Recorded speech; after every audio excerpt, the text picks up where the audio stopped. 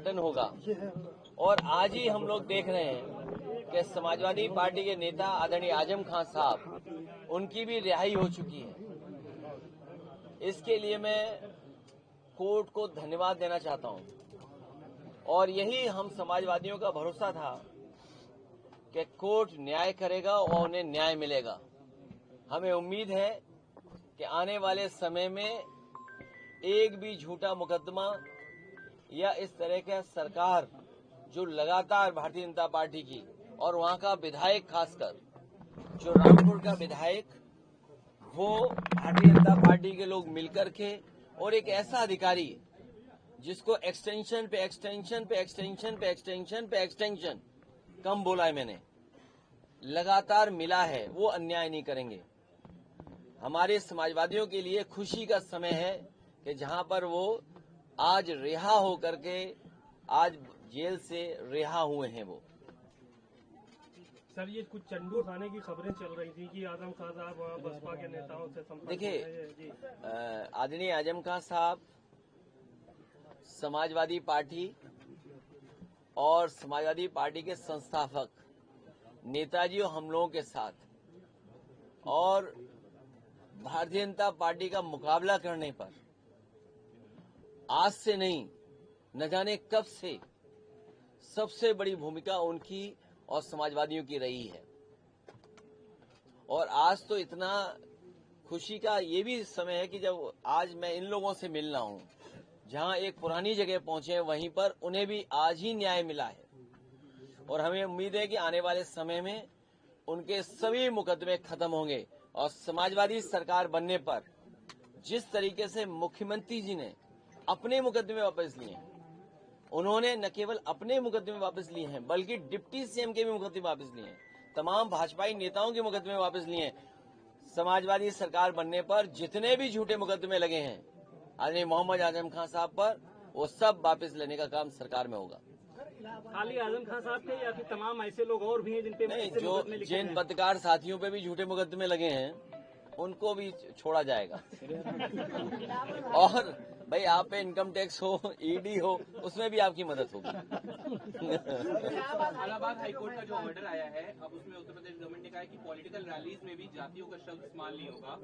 किस तरह से फिर आगे रैलियां होंगी? बताओ, सरकार अब जागी है जब स्वजाति लोगों को, वर्चस्ववादी लोगों को और ताकतवर लोगों को हर जगह बैठाया हुआ है। अगर आपका चैनल उन्हें सही चलाना है तो हो सकता है उस चैनल का हेड भी हटा दें। अखबारों के हेड तो हटे ही हटे हैं। तो ये जो 5000 साल पुरानी बातें थीं, उनको दूर कैसे करेंगे?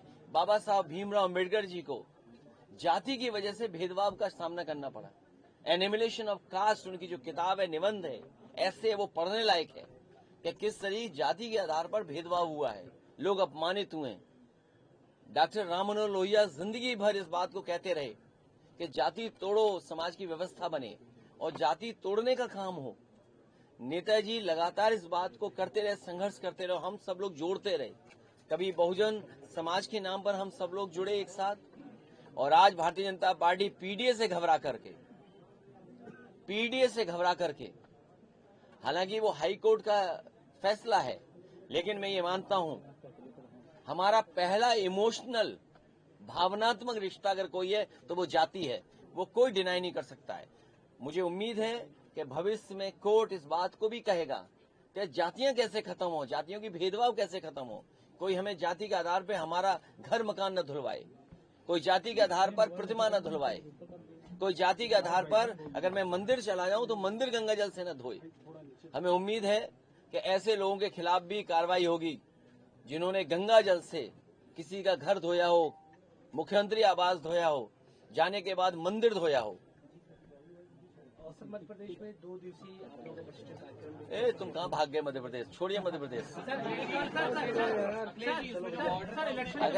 अगर तुम्हें अच्छे कुर्ते पजामे, और तुम तो मैं समझता हूँ शेरवानी भी पहनते हो, तो अगर शेरवानी है तो यूनिक टेलर के पास आइए।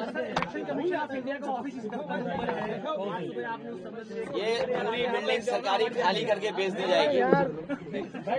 जैसे बीजेपी के लोगों ने बिल्डिंगें बेची हैं, वैसे बेच दी जाएगी बिल्डिंगें।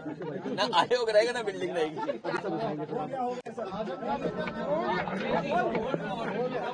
मैं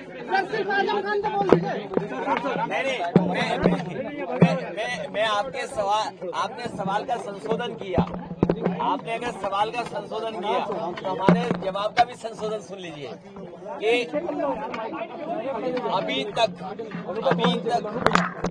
पोस्टिंगें हुई हैं और जो भेदभाव हुआ है थाने में वो जाति के आधार पे हुआ है और जाति के आधार पे होता है।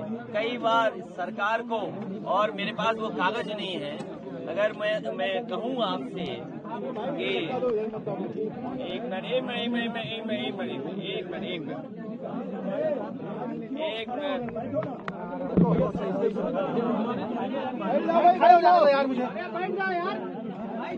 मिनट जो भाई,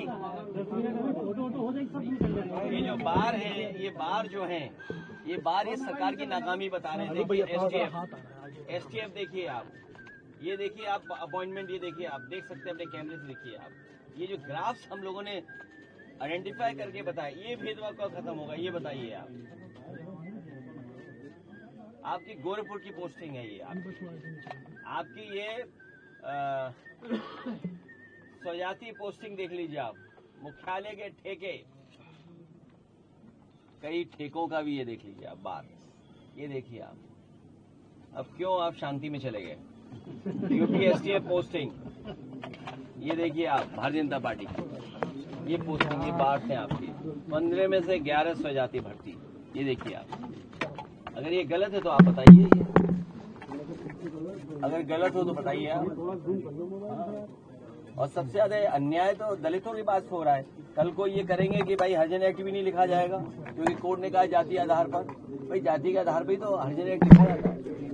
भेदभाव जो है, जो अन्याय है, उसी की वजह से तो है।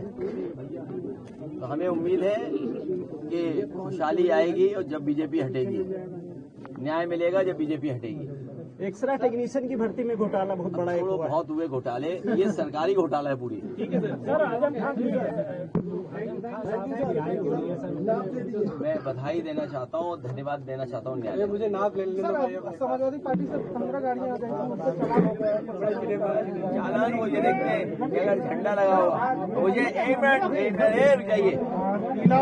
भेदभाव का ये आलम है, भेदभाव का यहाँ तक आलम है कि अगर समाजवादी पार्टी के झंडे लगी हुई गाड़ी पार्किंग में भी खड़ी है तो भी उसमें चालान कर दे रहे हैं। तो ये कोई नई बात नहीं है, ये सरकार घबराई हुई है। इस बार समाजवादी पार्टी तो हरा ही रही बीजेपी को, लेकिन जनता बीजेपी के खिलाफ है। मुझे उम्मीद है आप लोग भी कपड़ा सिलवाने यहीं आओगे और कुछ लोगों का फ्री सिलना भाई है।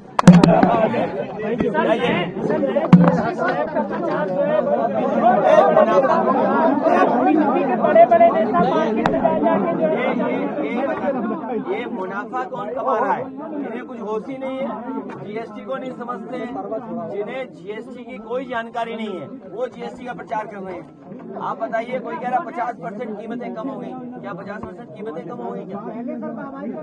नहीं, ये सवाल ये नहीं है।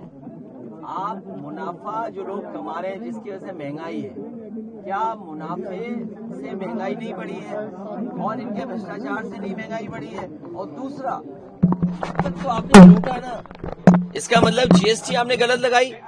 आप सोचिए आपको कितने साल लगे, आपको 9 साल लगे, 9-10 साल लगे, 9-10 साल लगे आपको ये जानने के लिए कि रोटी पे जीएसटी है, दूध पे जीएसटी है।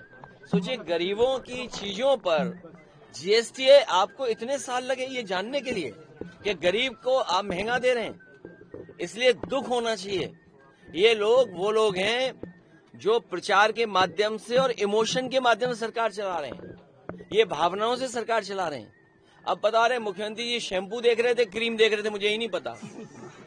आप बताओ ना, जो बोतल उन्होंने उठा करके दिखाई, आप में ANI ने तस्वीर डाली है, क्या था वो? क्रीम थी क्या शैम्पू था?